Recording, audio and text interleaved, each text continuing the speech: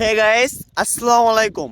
তো আজ আমরা একজন কৃষকের কাছ থেকে জানবো যে একটা ধান ক্ষেত করার জন্য কি কি প্রয়োজন বা কি কি লাগবে।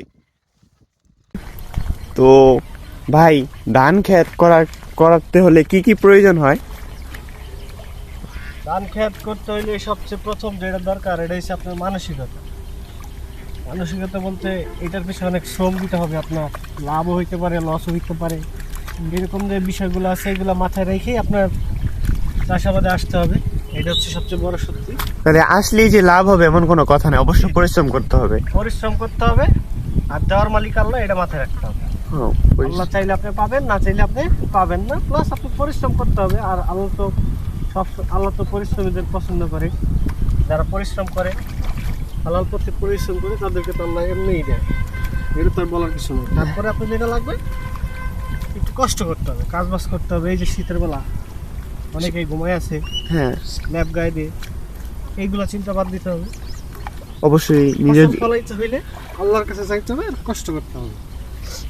আর ভাই, এই ধানটা মানে কয় মাস পর মানে কাটবে বা বাসায় নিয়ে যাবে? এই ধানটা কাটবে তো অনেক পরের ব্যাপার। আপনার আমি তাহলে প্রথমের গল্প শোনাই। এটা হচ্ছে আমাদের ফরিদপুরের এরিয়াতে এটা বলে হচ্ছে বুলুক। হ্যাঁ হ্যাঁ। এই বুলুক নর্মালি স্টার্ট হয় হচ্ছে আপনার বর্ষা চলে যাওয়ার 1-2 মাস পরে। এখন বর্ষা যাওয়ার পরে এই ক্ষেতের ভিতরে অনেক আগাছা হয়, জলজ উদ্ভিদ, এইগুলো আপনার কাটতে হবে, পরিষ্কার করতে হবে ক্ষেত। এরপরে হচ্ছে আমরা বলি আইল। হ্যাঁ, আইল এই যে চেনার কথা, ওই আইল চেনার কথা সবারই। আইল হচ্ছে কাটতে হয়, আইল কেটে ক্ষেতের পাশ সমান করতে হয়। ক্ষেতের পাশ সমান করে ক্ষেতে যদি এরকম কোনো ময়লা টয়লা থাকে আগে, ওইগুলো পরিষ্কার করতে হয়। পরিষ্কার করার পরে এই যে ট্রাক্টর বা নাঙ্গল যাই বলেন বা পাওয়ার টিলারে এসে চাষ দিবে। হ্যাঁ। চাষ দেওয়ার পরে আপনাদের কাজ হচ্ছে আবার পরিষ্কার করতে, পরিষ্কার করে সার দিতে হবে। সার দিয়ে আমাদের এদিকে বলে মই। হ্যাঁ হ্যাঁ। এরপর হচ্ছে আপনার মই দিতে হবে। মই বলতে এই যে আমরা যেটা মই বলি, ওই মইয়ের উপরে কিছু একটা দিয়ে উঁচা নিচু জায়গাটা একটু সমান করতে হবে। এরপরে যথারীতি আপনার ধানের চারা আনতে হবে। এটা আপনি চাইলে নিজেও রোপণ করতে পারেন, চাইলে আপনি কিনেও আনতে পারেন, মানে যার যেভাবে সুবিধা হয়। যার যেভাবে সুবিধা হয়। আবার এটা অনেক সময় ডিপেন্ড করে হচ্ছে আপনার কেমন জায়গা। ধরেন আপনি অল্প একটু জায়গার ভিতরে জমি দান করবেন, আপনি সেই ক্ষেত্রে এত কষ্ট করার দরকার নেই। আপনি জাস্ট কারো থেকে 500-600 টাকা চারা কিনে আনলেই হবে।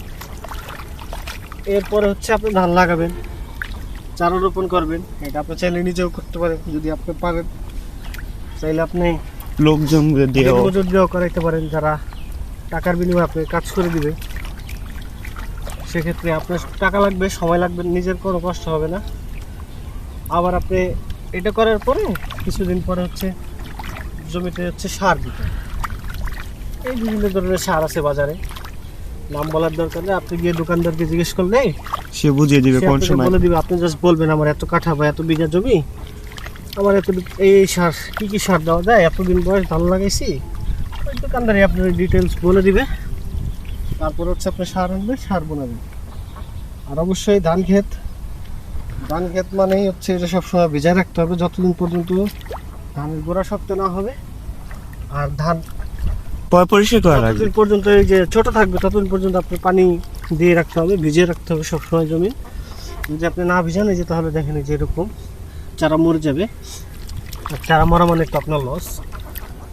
তারপর হচ্ছে যখন আমরা আমাদের ফরিদপুরের ভাষায় বলে ইন্টানো, এই যে এইভাবে চারার সাইড দিয়ে নরম মাটি এনে দিতে হবে। পুরান মাটির যে শ্যাওলা জমে, ওই শ্যাওলাটা নিচে ফেলে দিতে হবে।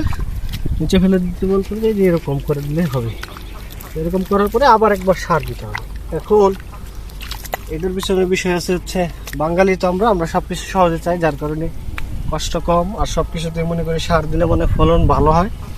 তো আমরা এই কাজটাই করি। যাই হোক, সবাই যা করে, আপনি যখন জমি ক্ষেত করবেন তখন আপনারও মনে হবে সবাই যা করে আপনারও তাই করতে। তো আপনি তখন এটা করবেন। আপনি